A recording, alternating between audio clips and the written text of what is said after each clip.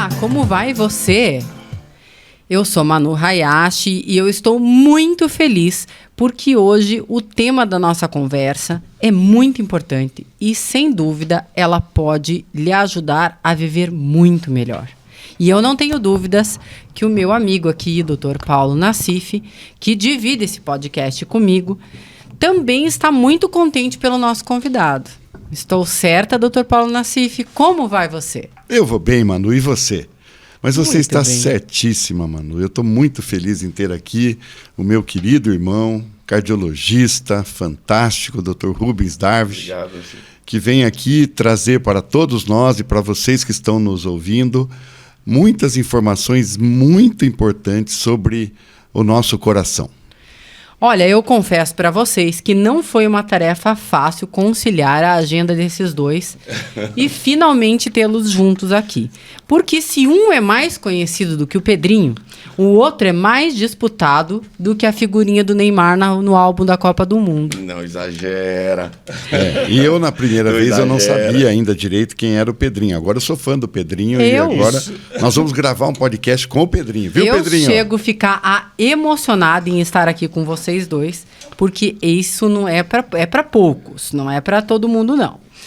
Então, eu quero agradecer já de imediato de estar aqui com vocês e dizer, Dr. Paulo Nassif, você é meu irmão e também é meu médico e sabe da admiração e do carinho que eu tenho por você. Muito obrigado, Manu. É recíproco. Mas hoje eu sou obrigada a confessar que nós temos aqui o Dr. Rubens Darwish. Ele é o médico do meu coração. Ah, com certeza é o médico do meu coração também. Ixi, mano. Dr. Rubens Darwish é um mineirinho muito gente boa, bom demais de prosa e que é cardiologista clínico e intervencionista e que, além do consultório, ainda dá conta de atender os hospitais Santa Cruz, Cruz Vermelha, São Vicente e os Vitas de Curitiba. Dr. Nassif, você tem cuidado do seu coração? Eu tenho cuidado do meu coração. Mas eu quero já, assim, dizer dessa felicidade de estar aqui também, porque nós estamos aqui com aquela finalidade de vida saudável. Exatamente. E precisamos, nesse momento, falar como nós podemos viver com o nosso coração saudável também. E por isso nós estamos aqui com o Rubens. Opa! Como vai você, Dr. Rubens? Vou muito bem na presença dos dois. Que eu retribuo a alegria de estar com vocês. Ai, vocês sabem que disso. bom.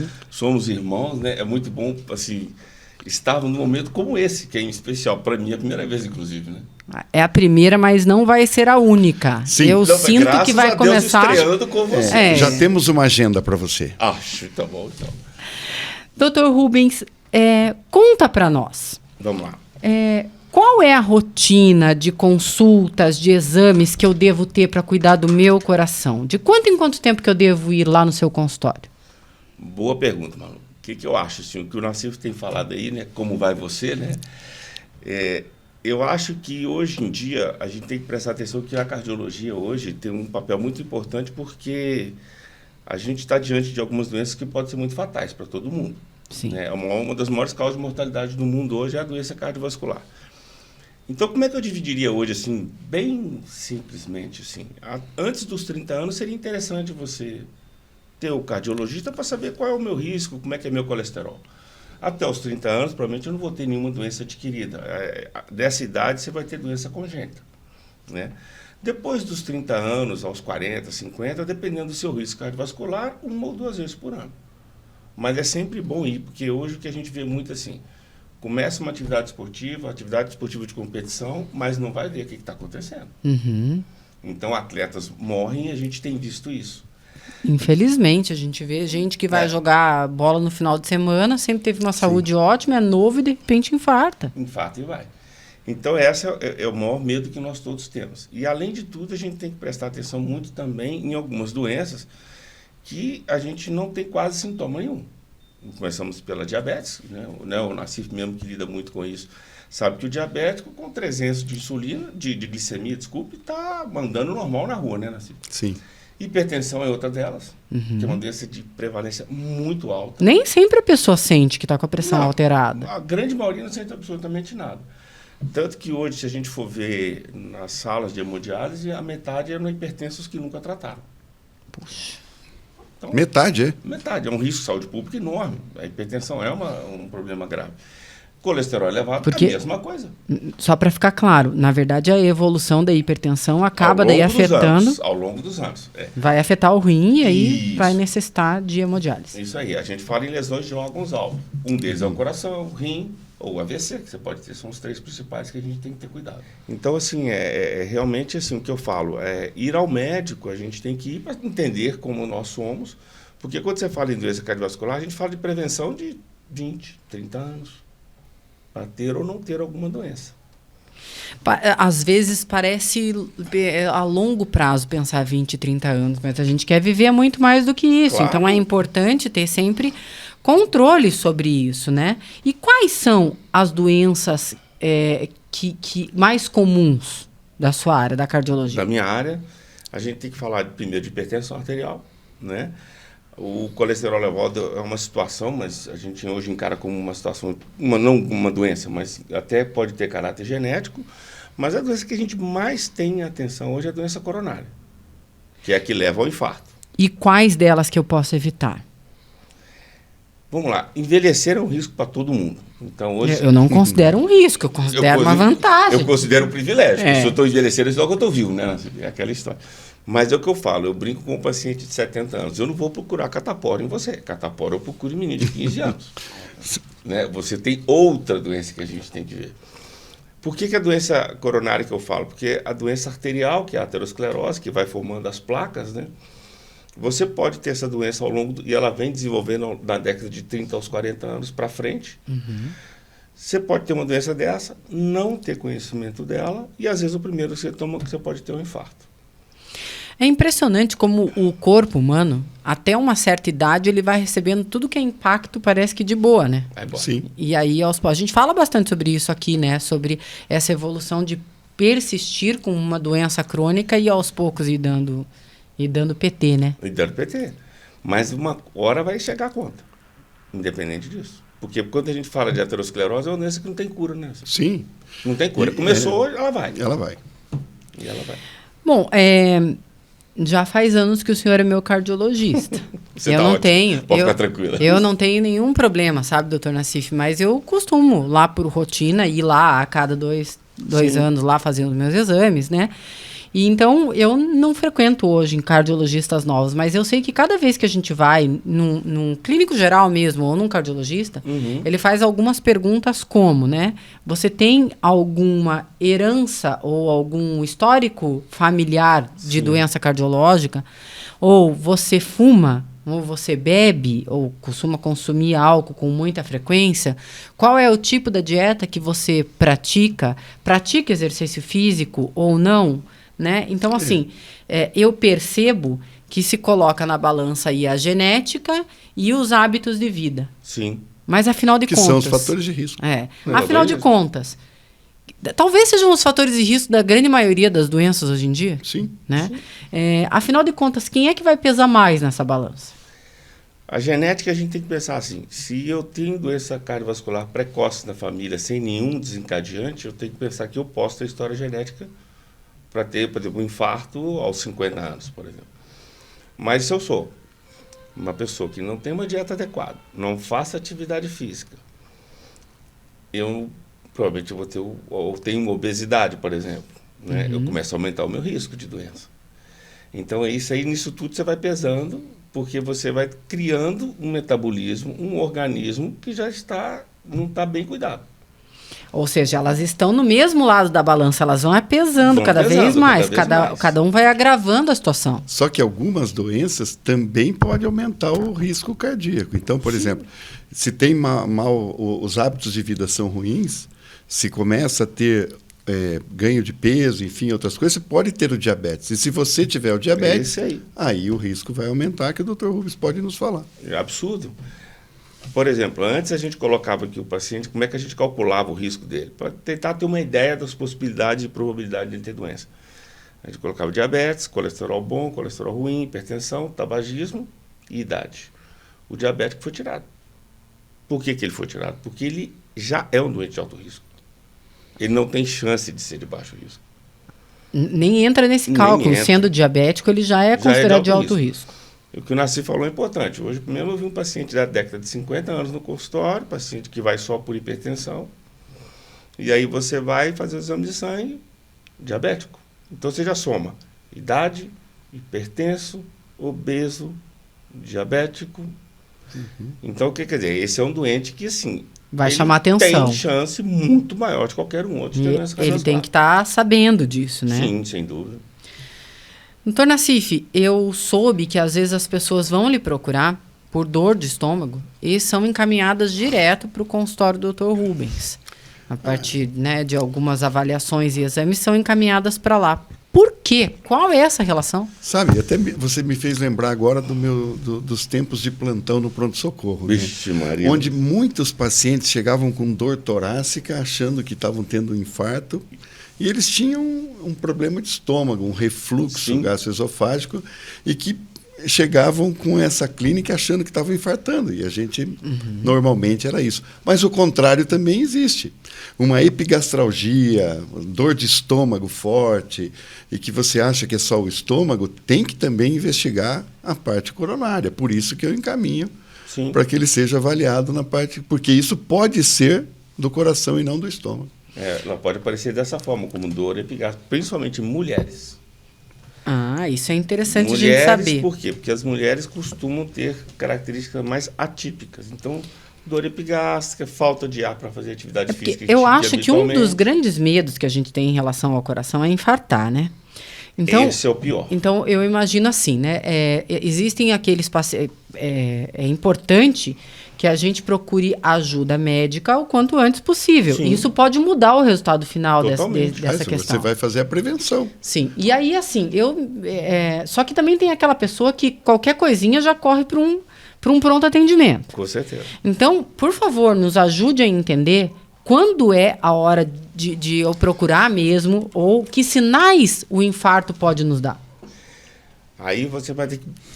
Vamos ter que pensar um pouco na clínica. Como é que é a dor do infarto, vamos dizer assim. É uma dor que ela é espalhada no tórax, é tipo um peso. Ela pode vir para a mandíbula, pode ir para o braço esquerdo ou para as costas. Geralmente ela vai ter uma característica que ela dura não muito, mas em médio tempo. O que é um médio tempo? 10, 15 minutos. Tá? Se a dor é muito rápida, fala contra. Se a dor é muito prolongada, mais de 6, 10, 12 horas, não é. Tá. Mas o que você vai entender? Por que o coração dói? O coração é um órgão que ele não tem sensibilidade para praticamente nada. Se eu pegar um coração e espetar, colocar fogo, ele não tem dor. Mas ele sente dor quando falta oxigênio para ele. Então, nessa hora que você está sentindo a dor, é porque está faltando oxigênio para o músculo.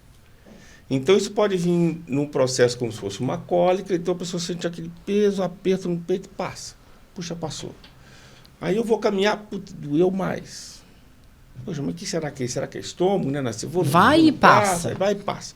Tipo se contração de parto. É infarto. Se ficar, está infartado, quer dizer, fechou totalmente a artéria.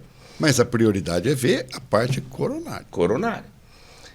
Grande maioria dos pacientes que chegam com infarto assim, consolidado no hospital, quer dizer, a artéria está totalmente fechada, aí ele entra num processo de infarto agudo, que a gente chama com uma alteração específica do eletro, ele já sentiu os sintomas há 15, 20 dias atrás. E todos falam, pô, doutor, eu senti essa dor outro dia, mas a dor passou, eu não dei bola.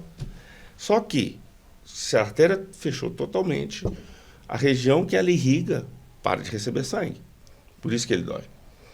Só que se ele não receber nas próximas 6 horas desobstruir aquilo ali, essas células vão morrer. De 6 a 12 horas. Então, se você perdeu aquela parede do músculo, consequentemente, o coração, que é uma bomba, ele vai ficar mais... Ele não vai ficar tão eficaz como era antes. Vai ficar ativo. Ele vai perder uma parte dele. Então, assim, eu brinco sempre assim, uma carruagem de 6 cavalos, você perdeu 2. Você só tem mais 4. Então, é nessa hora que a ideia de toda a cardiologia é preservar o músculo, porque a função do coração é bombear Então, talvez sangue. seja melhor ser mais desesperado. Começou Sim. a sentir dor, talvez seja melhor procurar. Sim, mas pensa assim... Também não fica tão desesperado que daí isso vai causar o problema. Aí você começa a ver, 15 anos com dor no peito, empontada, não. Mas se eu sou um paciente homem, acima de 45 anos, mulher acima de 55, que eu fumo, Pô, eu sou diabético, eu sou hipertenso, eu estou com dor no peito, tem que ver. Tem que procurar ajuda. Olha, eu queria dizer para as pessoas que estão nos prestigiando aqui, nos ouvindo, que nós tivemos aqui dicas espetaculares. Dica de ouro. De que a gente pode perceber.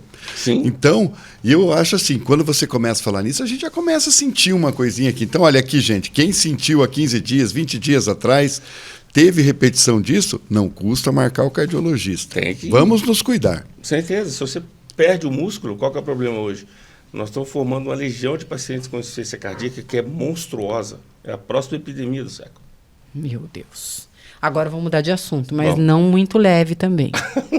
Porque a gente ouviu falar bastante, né, de questões que relacionaram o Covid com as questões cardiológicas. Uhum. Isso está comprovado, isso realmente teve uma associação muito presente, ela causou muitos danos mesmo ao coração, o Covid causou muitos danos. Aquele Covid leve. Eu, por exemplo, tive Covid e não tive grandes complicações. Tive uma febre por alguns momentos e depois, graças a Deus, fiquei bem. Diferente do meu amigo aqui que já teve. Já ficou mal e já ficou bem. Eu devo procurar o cardiologista para avaliar como ficou ou a situação do Covid muda isso também? Teve muita gente que, assim, como algumas pacientes fizeram processos trombóticos na fase aguda de Covid e infartaram por isso. Mas era uma incidência bem pequena. Mas teria que ser vista. Teve alguns pacientes que fizeram miocardite, é uma incidência bem pequena também, muito pequena. E alguns fizeram pequenas cicatrizes que não vão trazer nenhuma consequência. Se você teve Covid, digamos assim, como uma situação mais drástica, que você teve ir para o hospital, acho que você tem que avaliar sim. Então, eu que tive esse Covid mais grave, eu fiz todos os exames depois. Eu tenho que repetir, Rubens? Não, se você está bem, não. Não precisa repetir. Eu acho que para todas as pessoas, independente de Covid ou não, vale a gente continuar dizendo que o check-up é regulamentar, né? Ali de um tempo em tempo é muito importante. Mais do que o check-up é tentar entender o seu risco. Entendi. Eu tenho ou não tenho um risco muito alto de ter doença? Pô, doutor, estou ótimo, eu faço 5 km de corrida todo dia, mas eu sou diabético, eu fumo. Esse cara, mesmo fazendo 5 km, ele tem um risco maior. Não é só o exercício, não é Entendeu? só fazer o exercício. É saber se você tem fatores predisponentes ou se você tem doença já instalada. Então é importante. Isso aí. Bom, então vamos nos cuidar, né? Porque mais do que viver bastante, a gente quer viver com muita qualidade de vida, a gente quer viver bem. Sem dúvida. Então, eu sou muito grata por ter vocês dois e ter vocês dois sempre cuidando muito bem de mim e da minha família. Muito obrigada, Dr. Rubens, por ter aceitado. Eu Sempre é muito bom estar com você. Eu tenho certeza que as pessoas que estão nos vendo, que estão nos assistindo, vão gostar muito, porque realmente é muito bom tê-lo junto conosco. E seja bem-vindo hoje, mas volte. Claro, depois desse Avant Premier que eu adorei, você pode ficar tranquilo. É muito bom sempre. Muito obrigada, doutor Nassif, por ter sempre a sua companhia e por sempre enriquecer o nosso papo aqui. É um prazer. Prazer nosso. Rubens, muito obrigado. Obrigado, meu irmão. Foi muito bom e foi muito importante para as pessoas ouvirem e que cheguem ao objetivo que é esse nosso podcast. Sim. Nosso podcast é assim, vamos cuidar da saúde. Vamos ter uma vida saudável. Isso é o mais importante, que a gente divulgar esse conhecimento assim, para as pessoas terem atenção consigo mesmas. Okay. Romanos 12, 21 diz assim, não deixem o mal vencer vocês, mas vençam o mal com o bem. E isso, para mim, também tem muito a ver com a conversa que a gente teve hoje, com as nossas decisões. Nós não podemos deixar que a preguiça, que o comodismo, que o estresse, que as condições genéticas nos vençam. Nós precisamos vencê-las com as nossas boas atitudes. A gente comentou ali, né, sobre a questão genética e sobre os nossos hábitos de vida. Então, eu acho que essa palavra nos faz refletir. Por isso, você que nos acompanhou hoje até aqui, eu tenho certeza que você está cuidando da sua saúde. E daí é muito especial contar com essas pessoas que estão interessadas. Eu sei que vocês, como médico, quando recebem um paciente que está interessado em mudar de vida, é a pessoa que vai ter um resultado positivo de tratamento. Sim, sem dúvida. Muito obrigada pela sua presença, sucesso, muitas alegrias e muita saúde para você nos próximos dias. Nós nos vemos na semana que vem.